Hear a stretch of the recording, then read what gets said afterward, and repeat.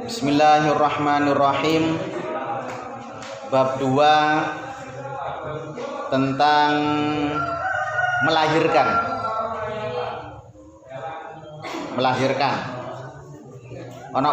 Ana sing wis tau melahirkan? Oh, dereng. Nggih. Masa kehamilan,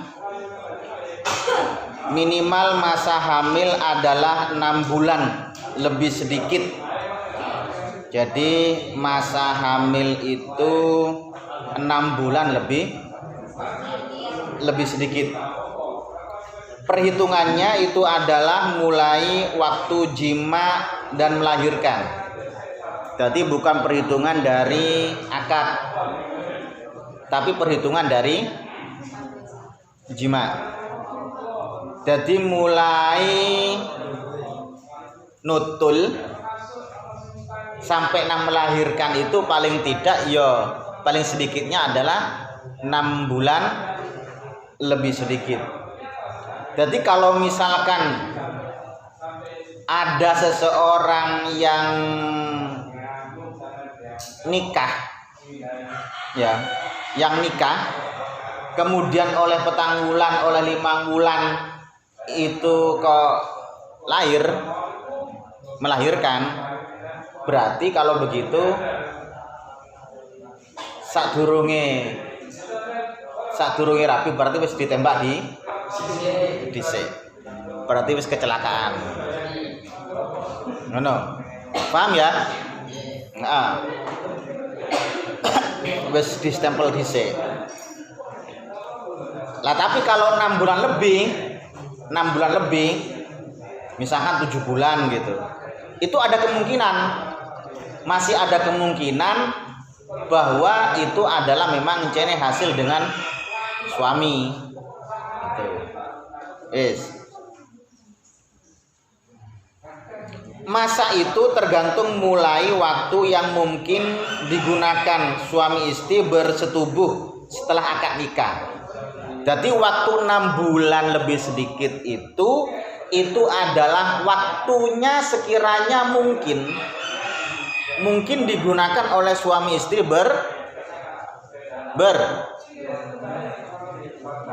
bersetubuh. Akan tetapi kalau misalkan suaminya ono neng Pasuruan, mari ono bojone ono neng Jakarta, kemudian gak pernah ketemu sama sekali gak pernah ketemu, ya cuman lewat WA tok, ya jima ya lewat WA akhirnya kan gak pernah ketemu kan. Lah itu ya gak mungkin, otomatis gak mungkin kapan ketemu nih gitu lah. Misalkan AKT dengan menggunakan wakil, iso kan kita menggunakan wakil kan. Jadi sebagai calon suami itu AKT menggunakan wakil. Terus mariono AKT dengan menggunakan Zoom ngono.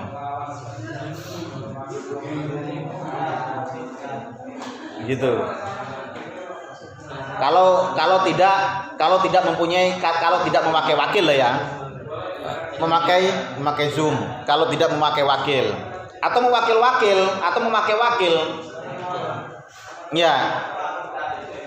Memakai wakil. Diwakilkan dengan siapa ya oleh, karena memang jenis suaminya ado sing situ misalkan orang yang Malaysia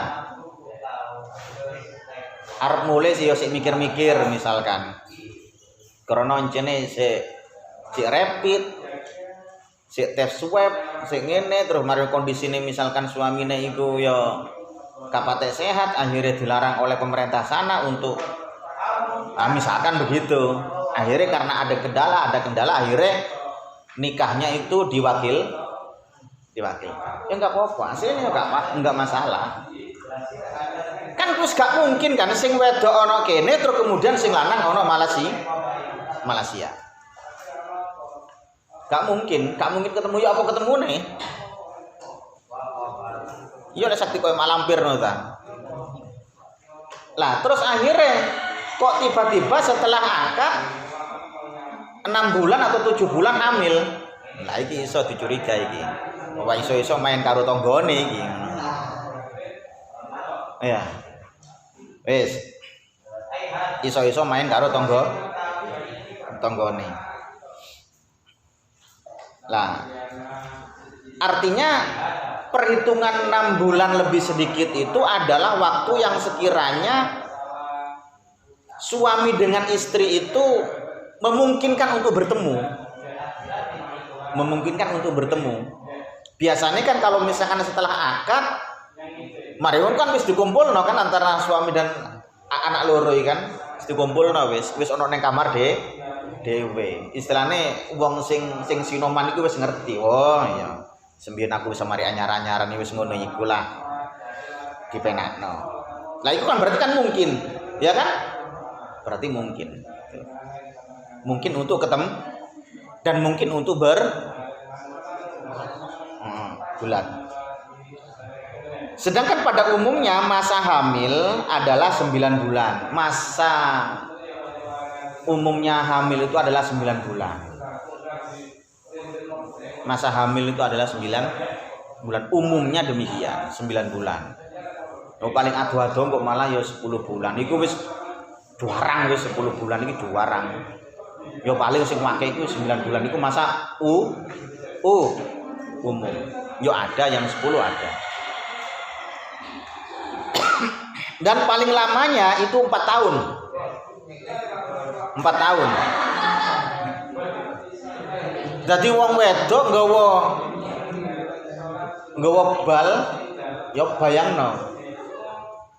Nggawa bal selama 4 tahun. Digawe miring ya gak iso, iku kok malah kepenek mrene, digawe ngiwa ya malah kepenek mrene. Digawe melumah ya menek mrene. Digawe mengkurep ya bled.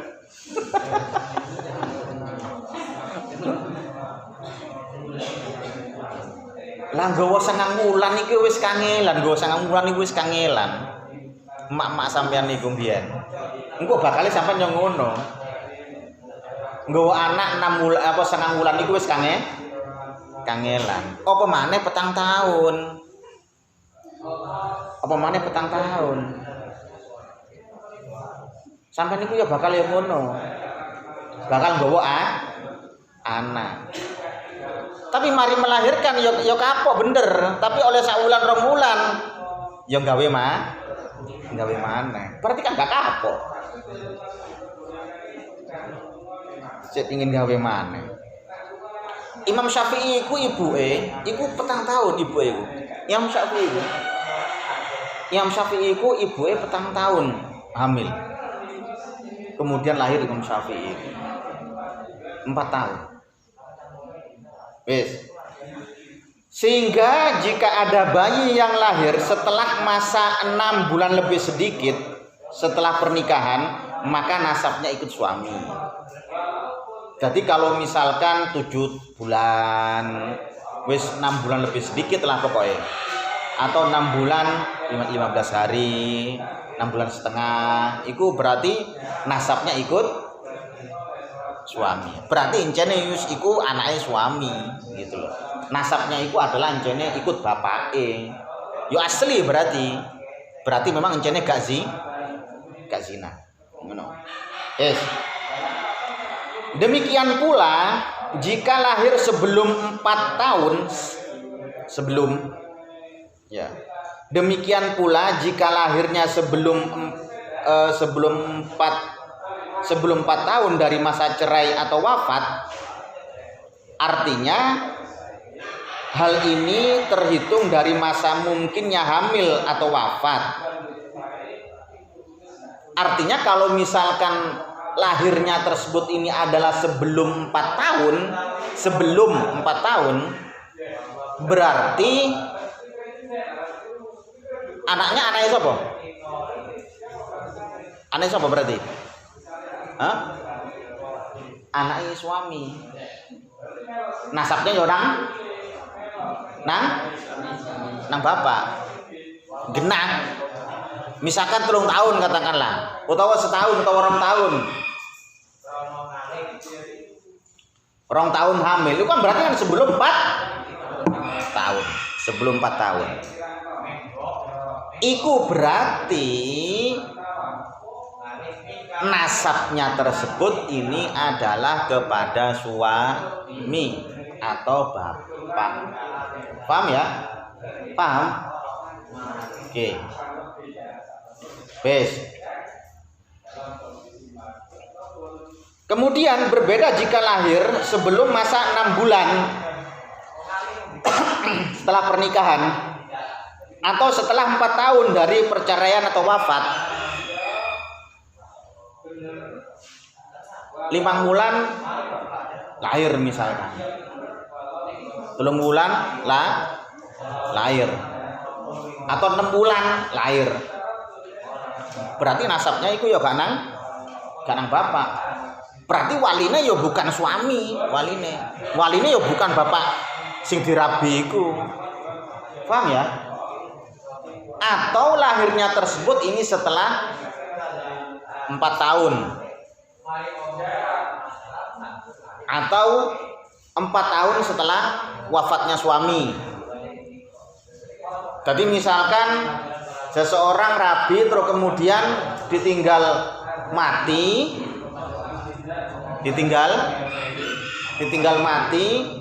jadi janda. Kemudian durung rabi mari ngono meteng ketika umur melahirkan setelah umur usia 5 tahun, menjanda 5 tahun terus mari ngono melahirkan. Iki kira-kira lahirnya teko suami apa teko buaya iki? Hah? Yang jelas teko buaya wis iku. Gitu. Wis. Paham ya? Paham? Bon. Jadi dihitung. Makanya kan gunanya masa iddah iki apa? Gunanya masa iddah itu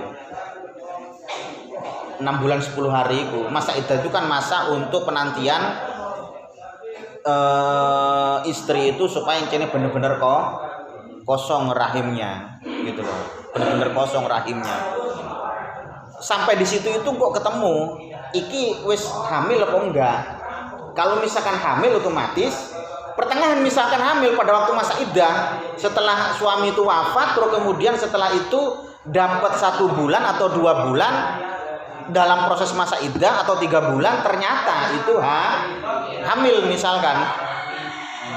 Maka kalau begitu masa iddahnya bukan 4 bulan 10 hari lagi, tapi masa iddahnya adalah watul hamli, sampai dia itu melahirkan, gitu. Bukan 4 bulan 10 hari lagi, sampai melahir. Memang bener-bener akhirnya yang kene wong wedok iku legan. Akhirnya maksudnya legan itu apa kosong gitu.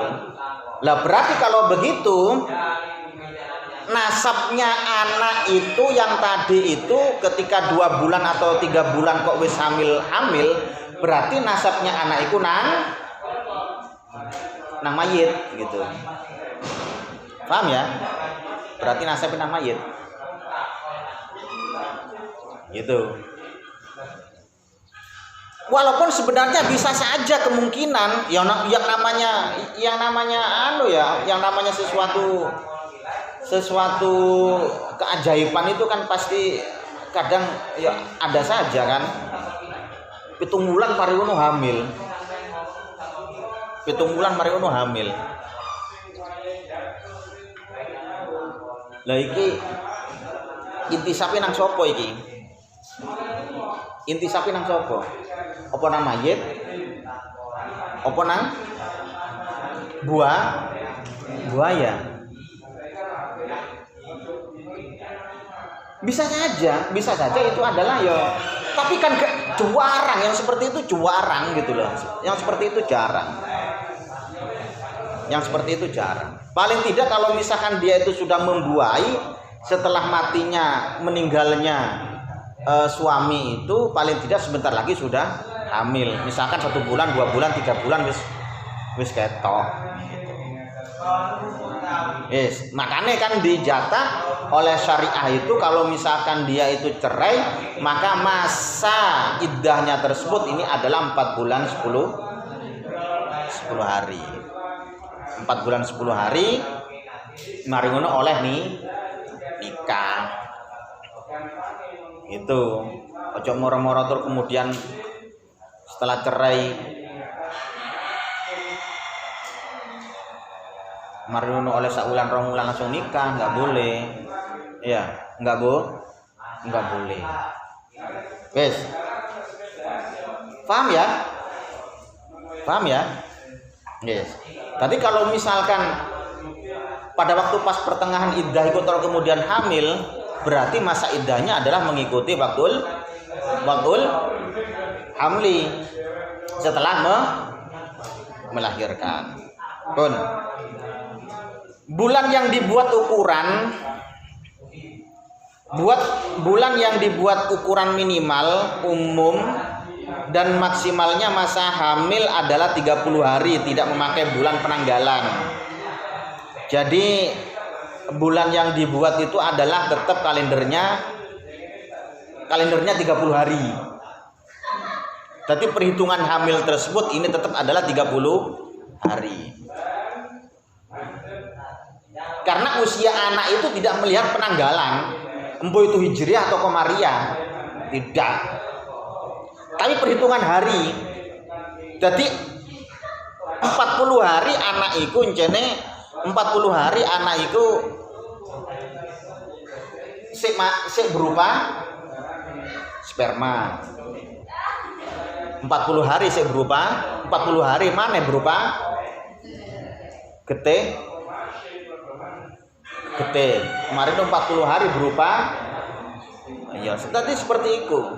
Makanya perhitungannya bulan ini berapa bulan itu adalah perhitungannya 30 hari. Kalau pakai hijriah itu ya iso 29, iso 39. Kalau pakai Masehi ya iso 28, iso 29, iso 30, iso 31. Lagi enggak, ya perhitungannya ya wis 30 hari. Paham enggak? Paham? Oh, tadi seperti itu. Pun sekarang adalah hukumnya aborsi. Aborsi itu adalah menggugurkan bayi. Menggugurkan bayi.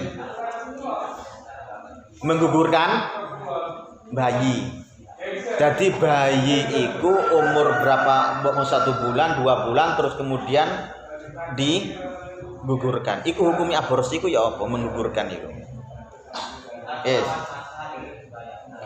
Lek jare syariah, aborsi yang dilakukan setelah usia kandungan 120 hari. Ya.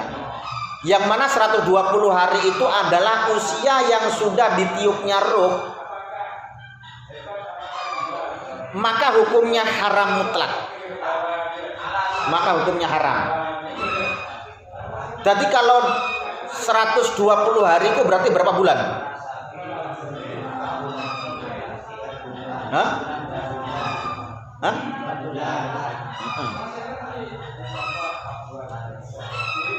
120 hari. Itu kalau misalkan memang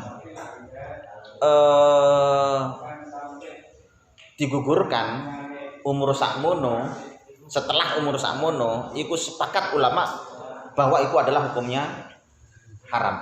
Karena apa? Karena sudah nafkir roh, gitu loh. Karena sudah tertiupnya roh.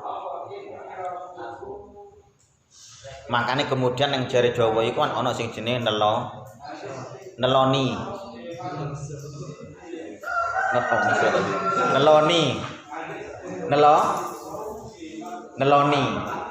Wes. Lah. Neloni ku biasanya pirang wulan? Hah? Pirang wulan biasanya neloni.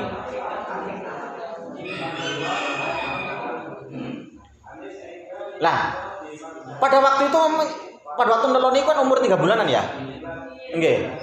Ya 3 bulan itu ya sik durung nafir roh. Tapi kan istilahnya kan pada waktu itu diselamati membaca Quran surat Waqiah, surat Yasin, surat Ar-Rahman. Kan ngono kan? Surat Yusuf ben ganteng, surat Maryam ben ayu, surat Muhammad, surat Ibrahim ben nur nang wong tuwa. Lan sak nunggalane wis kan. Pada waktu itu saya durung nafiro. Gitu loh. Makanya kan hataman Quran, bahkan ono sing hataman Quran barang gak dipilih-pilih wis langsung wis teko Fatihah sampai wis An-Nas ngono. Ya ku luwih apik. Ngono. Ngundang santri Darul Ulum kon hataman. Ya gak apa-apa. Wis. Karena apa? Karena diselamati anak iku nanti kalau misalkan sudah mulai untuk memilih roh agar menemukan roh sing api, agar menemukan roh sing api.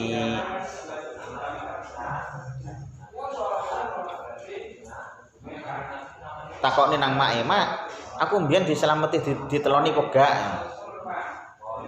Oh wis mari diteloni. Nguyu pantesan aku dadi wong apik saiki mak. Karena ini didungani Al-Qur'an. 120 hari itu haram untuk diabor. Iki anu lho ya, apa jenenge? Iki syariah lho ya, syariah. Maksudnya syariah ya, agama iki maksudnya. Artinya kalau agama itu juga mengikuti terhadap aturan pemerintah. Kalau misalkan aturan pemerintah itu misalkan 1 bulan 2 bulan itu juga mengharamkan bukan apa jenenge larangan aborsi misalkan.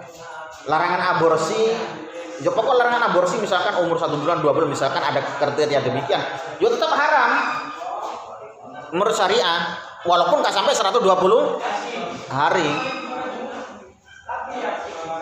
Krono encene mengikuti aturan pemerintah itu adalah hukumnya wajib. Kalau misalkan ternyata memang ada aturan demikian lah ya. Umur 3 bulan. Umur 3 bulan itu kan piro 90 hari. Mari ngono diaborsi. Kriteria naik aborsi kalau di medis itu kan ada kan. Karena mempunyai penyakit ini misalkan akhirnya diperbolehkan untuk aborsi dan seterusnya, ya itu nggak masalah. Karena kalau misalkan diteruskan ini akan menjadi menderita penyakit yang misalkan beginilah atau bagaimana lah ya, menurut dokter gitu, menurut sing ahli itu nggak apa-apa aborsi. Tapi kalau misalkan gak ada apa-apa terus kemudian aborsi misalkan umur 3 bulan kok sudah aborsi, sedangkan dari pemerintah itu adalah dilarang,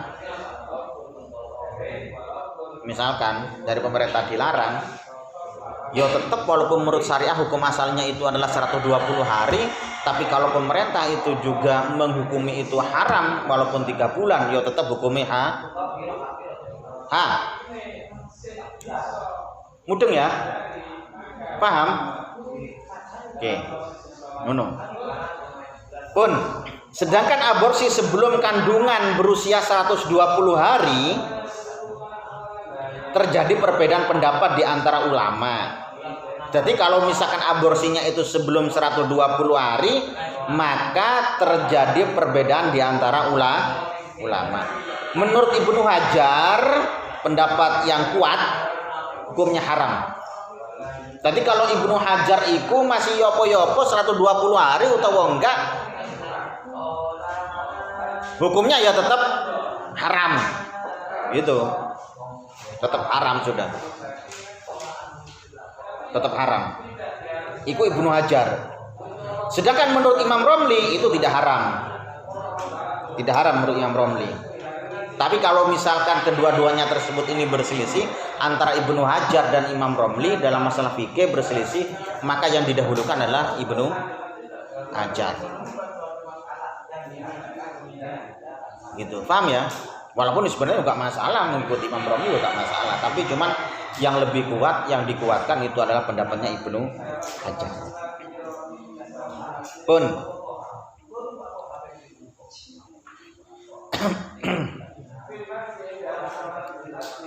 referensi yang dibuat ya tentang perincian hukum tersebut, hukum seperti itu aborsi itu tertuang dalam kitab Hasyiah Jamal Alal Manhaj juz 4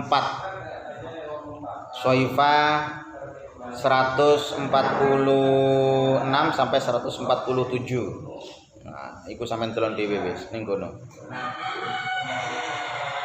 Saiki menggunakan alat kontrasepsi. Menggunakan alat kontrasepsi baik itu berupa pil, obat, suntik, spiral, hukumnya adalah sebagai berikut. Jadi sampean sok-sok kalau misalkan sih menggunakan kontrasepsi itu adalah hukumnya sebagai berikut. Lah, apabila penggunaan alat itu bisa menyebabkan tidak hamil selamanya, artinya iki dikeringno, rahim iku dikeringno, akhirnya selamanya nggak bakal hamil, maka itu haram hukumnya. Gitu. Maka itu haram. Paham ya? Kemudian yang B, apabila pengguna alat kontrasepsi hanya untuk memperpanjang jarak kehamilan dan tidak ada udzur, maka hukumnya makruh. Cuman ingin memperjarak antara anak satu dengan anak yang kedua. Tapi kalau misalkan tidak ada udzur, tidak ada kepentingan, misalkan dia mau melarat akhirnya nerecel tahun mesti hamil, mesti melahirkan, ya seakan kan ngeramut kan. Sedangkan dia gak begitu mampu ekonomi, maka iku berarti kalau misalkan demikian berarti ono udzur, ono kepentingan, ono ada kebutuhan, paham ya?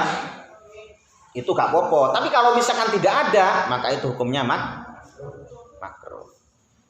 Paham ya? Nggih. Ada pertanyaan? Sampun. Pun subhanakallahumma bihamdi asyhadu an la ilaha illa anta astaghfiruka wa atubu ilaik.